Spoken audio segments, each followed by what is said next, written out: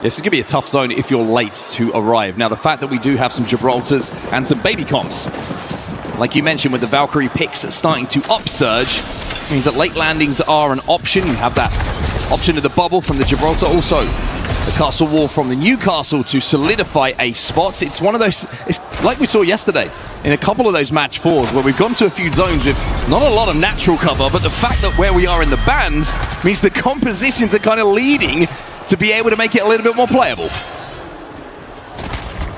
So for Shopify Rebellion, 17 points on the board, which, you know, is not too bad when you have to play with a substitute. Not the worst substitute in the world to be adding to yourself. And of course, a lot of history between these two players as well. But for Elite, 53 points. They look like an unstoppable force at the moment on set. And I'm curious as to see whether they do slow down here on Storm Point. It would be maybe making everyone else in the lobby feel a little bit better if they do start to drop off. But right now, they look like hot tournament contenders. That Spider's made his way a little bit further than I think anyone expected. We wanted to say hello to Elite Esports, maybe congratulate them on their performance so far today. Shopify Rebellion, we just see potentially mirroring their rotation at the moment. Ninjas in Pajamas, they're just down to the south of Stormcatcher at the moment, just clearing out the Spider Cave of their own to get those Evas up, get extra attachments to make their way towards zone. It's been a good comeback from them today. Yesterday was not a good day, but the work that's been done overnight, whether it was better rest, better nutrition, or maybe a word in the ear from Coach Raven, they've come out to play today and looked a lot more like the Ninjas in Pajamas we expected to see. I mean, just to give you an idea of how far NIP are behind those top 14 qualification spots, they are only 9 points behind them at the moment. And sure, we do have 2 more groups competing, so you have to bear that in mind. There will be teams playing catch-up, but it just shows how good they have been today comparatively to how they were prior. Just looking at zone at the moment, there's not going to really be a huge amount of options to rotate early, just based upon where this zone is going to be going.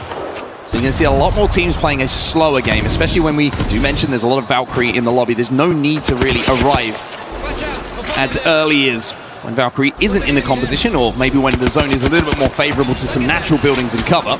Teams who are in zone at the moment, VK, we mentioned they had a quick rotate. Wolves Esports, RRQ are there. Kurasami Havoc and Team Nemesis are already inside the zone. Unlimited, who we're watching right now, are down on the south side, and they're chasing down Sentinels. A couple of these Sentinel shots are connecting. Monsoon's actually going to have to use that castle wall to jump back to the safety of his teammates. Was a little bit split from them there. Sentinels, who interestingly, they sit in that 14th position at the moment, do Sentinels. They are the current cutoff for those finals qualification positions. But right now, it looks like they are going to struggle to get any further in this game. 2 are going to go down.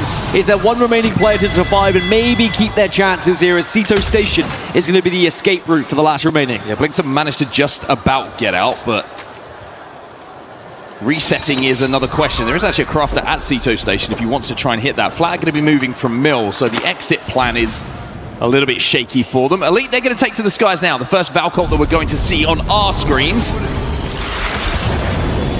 And from the looks of where they're looking to rotate, it may be potentially towards where Dory find themselves. This could be a little interaction they're not expecting, but the scan from Valkyrie will give them that information. Now, Dory do not look particularly healthy when it comes to armors, and I wonder if Elite will be thinking, hey, we might be able to pick up a couple of KP here. And Dory do not look particularly healthy when it comes to those leaderboards as well. This is essentially the first team against one of our last teams at the moment in those overalls, if the engagement does happen. So just by how both these teams have been playing, this could be a whitewash. Yeah, Katsu King. A little bit of help comes from a distance, but Light should be able to finish this one off pretty quickly. He's completely separated from the rest of the team, but oh my. Hold on a minute. Here come the cavalry. And Dory need this more than anyone in the lobby. Light is left on his own, and Elite, who have been so good, have thrown it away. Overconfidence, maybe? Or the rest of Dory arriving just in the nick of time. I mean, insane. Dory have done little to nothing so far this series. And to do that against a team who is just hot off the press right now, like you mentioned, it was way more important for them than it was for Elite. Elite, they're already going to be in the finals. I think we already know that. 191 points. Should be enough, you would imagine. We will be seeing them in match point finals. But as I mentioned earlier, Dory, they are still down in those elimination places right now. That was an interesting one to watch back. I think of all the legends you maybe want to think you could pick off quickly, Newcastle the most frustrating, just playing behind that mobile shield. Just bought enough time for the rest of Dory to arrive. Another team who's been quiet so far today is on your screen right now, Team Falcons. And it's ninjas in pajamas who are looking to get aggressive on them. There's a big armor differential between the two teams, and Cole is going to get at least an armor checker once. 60, 120 damage from the longbow of the POV we're watching. So a lot of these teams trying to rotate uphill at the moment, just getting caught in the backside, and sadly not able to continue their journey because you are so vulnerable when you start to march upward. It looks like Falcons have been able to call somewhere home for now, but yeah, there you go. You have to utilize Valkyrie. They probably didn't want to pop the Valkyrie that early, but they can't afford to be sitting around because there's going to be so many teams in that area to pick them off. Do not get pinched. Essentially the secret of Apex Legends at the very top level, and Falcons recognizing they were in that situation. They throw down the dome, they get the Valkyrie and the Skyward Dive activated, and they get out of dodge. The team who's not doing that right now is Unlimit, because Alonzi is flying in off the back of the grapple on Pathfinder. Peace, he's going to be put back to sleep. We saw him looking a little bit dozy earlier on today before the games got underway. One member of Unlimit still alive somewhere around here, and you can see that they're hunting him down right now, Team Heretics. Yeah, they're having a look, but actually he's been able to get extremely far across the map. I think there was an early commitment to retreating from that fight, and the rest of the squad said, look, we'll just hold down the fort and you go on your way. So zone-wise, we're going to continue moving a little bit further north. The building you were mentioning earlier that Wolves Esports currently reside in looks very pretty right now, and I'm sure some would like to try and take it away from them. And look at that from Dory. After taking that fight initially against the lobby leaders Elite, now they found themselves up towards the command center or on the western side of it, and actually this could be a fantastic place to hold. Yeah, really good spot for Dory to hold outside of command center. As long as they can watch their backs and nobody wraps them late in the game, they will have a height advantage. They'll be able to watch everything coming through that spider cave, and if anyone starts to arrive and the multiple buildings that are held currently by Wolves Esports, well, they're going to have some really good angles to pick off some of those late Val ulting teams in. On Limit, Stevie's done a great job to escape, like you mentioned, but he's going to have to look for a reset here, and it's looking like a tough game for them. It's going to be tough for a lot of these late arrivals. There is an interesting development happening on the south as well between Falcons and Shopify Rebellion, but looks like they're going to back off away from each other now. I think all of these teams don't really want to engage because they know the bigger picture is just trying to get to this late end game. And perhaps once they get there and realize that Cascade Falls has got an absolute blockade there, they might start committing to a few more fights and engagements just to try and put points on the board. Just a little bit of a replay of the fight that we saw between Unlimit and Team Heretics, as we also see essentially the fast forward of what is the reset on the live screen on the left-hand side. Stevie has managed to get the res, but he's being pushed right now by Team Heretics, but he's putting out a huge amount of damage and might be able to even up the numbers before his teammates drop here. Alonzi will fall, and this is part 2, Heretics versus Unlimit again. Bubble goes down. You could opt to go for the rev. I like this. Get the revive. Make sure you get back up to a full 3 so you can actually compete properly. The bubble from Gibby now is just such a difficult thing to try and pierce. The difficulty for Unlimit is 2 of them aren't really going to have abilities, considering they've just come out of that dropship. Alonzi has gone down again, though. And with the noise that's being created, a lot of teams are starting to just maneuver towards where this battle is taking place. Unlimit still looking to be aggressive onto this one. Team Heretics just trying to dance around the bubble. Jans being the one inside of it. The R9 spray is good, but Yalari Man is better! And Team Heretics pay for the push onto Unlimit. The Shopify Rebellion now in the area, potentially trying to pick up the pieces and the scraps that have been left behind. Can Unlimit go unseen, unnoticed, as they try and hide away? But Shopify Rebellion, they are trying to sniff them out. You can see they are above, like a hound looking for a rabbit at the moment, as RRQ also on the outside of this fight. Shopify just going to elect to play this high ground. Very smart not to drop. You're always going to be stunned upon that drop unless you're playing certain legends, which they certainly aren't. And it would be easy shots for Unlimit, who will get the full reset. Shopify now controlling the respawn hill by the waterfall. And Unlimit are going to be tucked in underneath. Now, both teams will have to leave. You can see the zone has pulled away continually. One team who's managed to get right inside of zone, by the way, nestled up alongside Wolves Esports, is Alliance. Very good rotation from them. They're there early as we take our attention away from zone over to NIP and VK Gaming. BKG will hold their fort. They deny NIP, who I think were just looking for somewhere to call home, but that's going to be go time. You get that first knock, and BKG is sending it. Vane's trying to get a pull out, trying to get the rest of his team away, but it's only going to go so far, and Castle with that triple take in his hands. He's looking to peek. and looking to see if they can capitalize on that knock. So Vane's done a fantastic job actually to get Kolb out of that situation, and at least allow Ninjas in Pajamas a chance to reset here. I don't think enough is said sometimes about how well some of these teams survive and also use their abilities to help teammates get out of certain situations, whether they're knocked or not.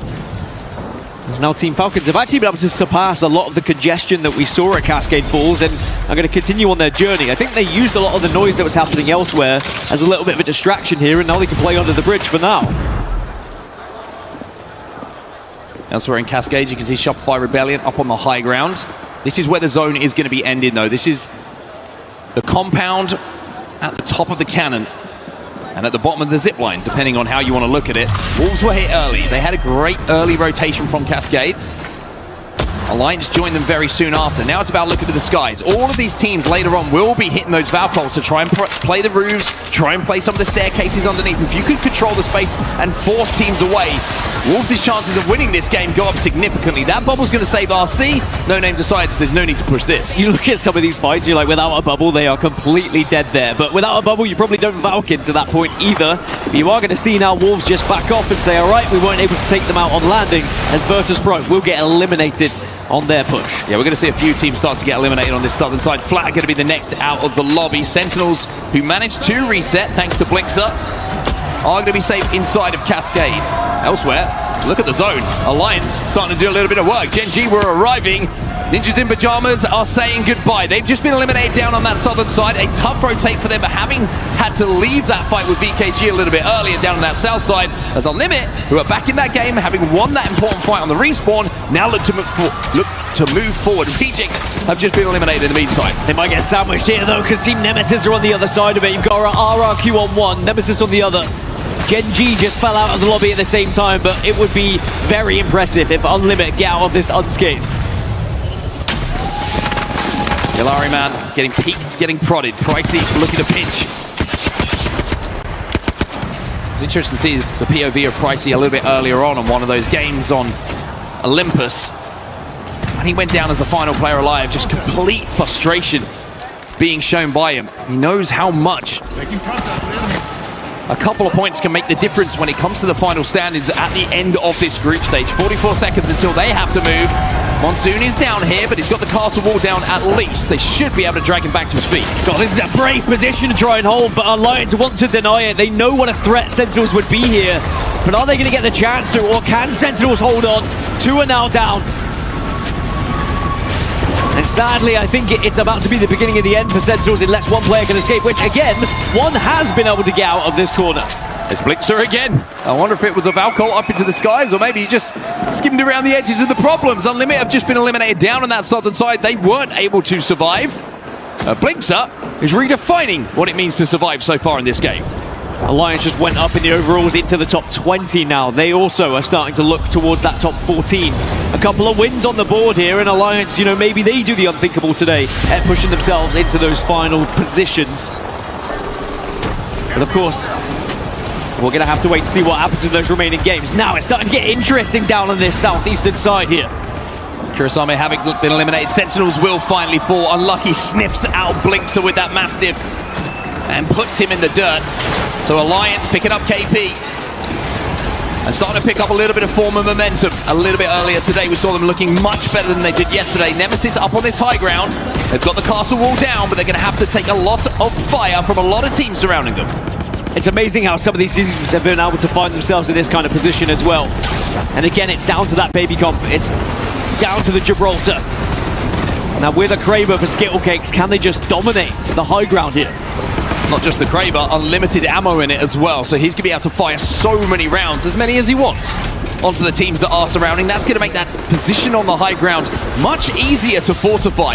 You don't want to peek a team with the Kraber ever.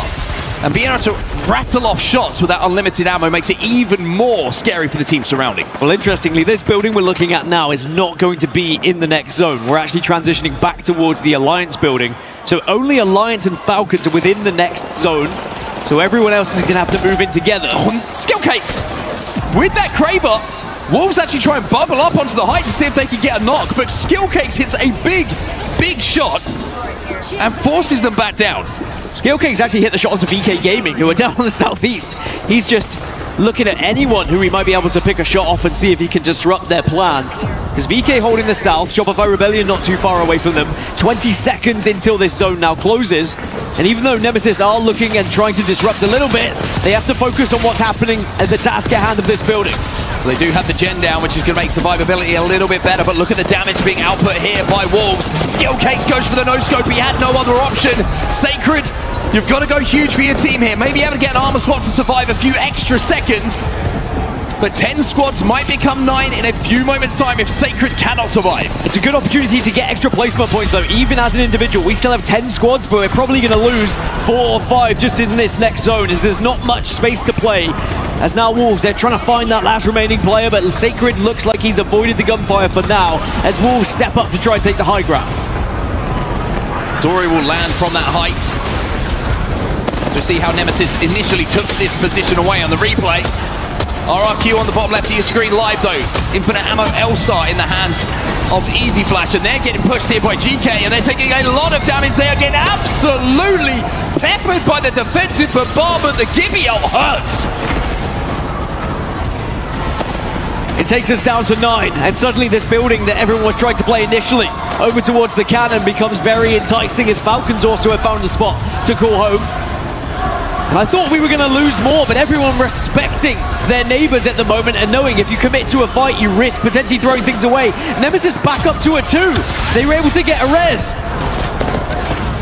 Sacred's doing everything he can in this game. Of course, the winners of the previous game, that's going to build some confidence, but Wolves, they want the smoke. Nemesis are eliminated. No Name back to his feet. A pat on the back and a thank you very much. As Falcons now on that south side have to be careful. They've used that bubble and they're being bubbled up on. GK trying to poke. Gil with the R9 does a great job to hold here. He had to have someone hold aggressively, because otherwise they were just going to press up easily. Dory will get eliminated, but it's a brilliant game for them that they very much needed. Alliance is still holding their building, by the way, not allowing anyone to take it off them. Yeah, Alliance are cooking at the moment. They've got multiple kills already in this game. As Falcons in a little bit of a pinch. Wolves will be eliminated next. QQ gets the final knock onto Went. And that's going to mean the lobby starts to thin out even more here. Back to the high ground. VKG still controlling it. Boy, did they need a game. Falcons are probably wondering why GK are putting so much pressure onto them, but GK are worried that Falcons are going to wrap and then take their position away, so that's why they're applying said pressure. Shopify Rebellions now start to move up a little bit as well, closer towards the Alliance territory they've been claiming for so long. The Shopify spot is going to be safest for longest. GK, by the way, they've hit a Valcol. And now Shopify's position might not be one of the best in zone. The lay of the land is known by GK. They know where everybody on the map is, and they are playing the side of zone where nobody finds themselves. Falcons still aware of them though, and their focus very much is on GK right now. Kinnetrope Club are the one team that could really affect how that entire southern fight goes down if they try to drop a little bit earlier than maybe intended. LQ up on this high ground, R9 in the hands, trying to find a little bit of damage onto the Valcol down from the low ground. It's Shopify Rebellion who choose to take to the skies this time. Falcons still playing that corner. But what is the next play for them? Option to bubble out as Alliance start to peek the other side of the cannon where Kinnetrope find themselves. Zone is going to end on the lower ground as well. It's going to pull away from the cannon, so both Shopify and GK, they are close. BKG taking damage. Hackis finds one with the Mastiff. Walty's having to drag Falcons members back to their feet on this low ground as Unlucky continues his warpath in this game. He's got 6 kills already in this game. Unlucky taking the game on his back. It's 7 as Alliance continue to wipe in these bubble fights. A question was asked of Alliance yesterday, and today it is being answered. They're into the top 4. It's about to be the top 3. Can they go all the way? Kinnetrope gone, 3 squads remaining. Alliance damaging GK down on this low ground. They've got a huge advantage here. Even with both bubbles down, Falcons will fall. Unlucky will peak. Unlucky will poke. And Alliance will be your champions.